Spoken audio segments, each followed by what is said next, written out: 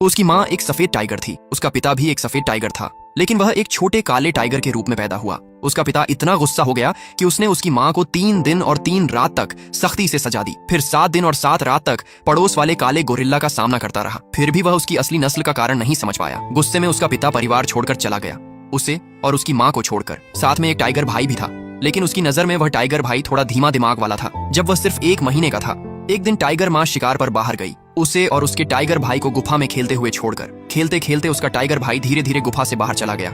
उसे अंदाजा भी नहीं था कि उसी समय एक बड़ा भालू वहां से गुजर रहा था। दोनों शिकारी जानवर थे, इसलिए दुश्मन के बच्चों पर कोई दया नहीं होती। भालू जोर से दहाड़ा और सीधे टाइगर भाई की तरफ दौड़ा।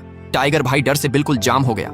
आखिरी पल में उसने टाइगर भाई को खींचकर वापस गुफा के अंदर कर लिया। तभी टाइगर माँ भी समय पर वापस आ गई। दोनों किसी तरह बड़े खतरे से बच गए। अगर उसके पास टाइगर का शरीर न होता, लेकिन अंदर से इंसानी सोच न होती, तो शायद वह इस खतरनाक जंगल में बहुत पहले ही खत्म हो जाता। इस वजह से वह खुद को बचाने की ताकत पाना चाहता था। जब खाने का समय आया, टाइगर माँ उनके सामने लेट गई और अपना पेट दिखाया। शुरुआत में वह झिझक रहा था, लेकिन जैसे ही गर्म दूध उसके मुंह और पेट में गया, उसके पूरे शरीर में गर्माहट फैल गई। उसे लगा जैसे उसमें फिर से जान आ गई हो।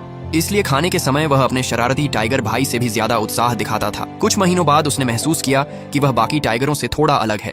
पहला, उसकी भूख बहुत ज्यादा थी। उसे हमेशा लगता था कि उसका पेट कभी नहीं भरता।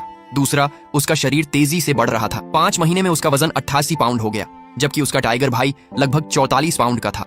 अब उन्हें मांस खाना शुरू करना था। जब उसने पहली बार जंगली सुअर का मांस चखा, तो उसके पेट में फिर से तेज गर्माहट महसूस हुई, जो धीरे धीरे पूरे शरीर में फैल गई। ऐसा लगा जैसे मांस खाने से उसकी ताकत बढ़ रही है। 1 महीने बाद वे 6 महीने के हो गए।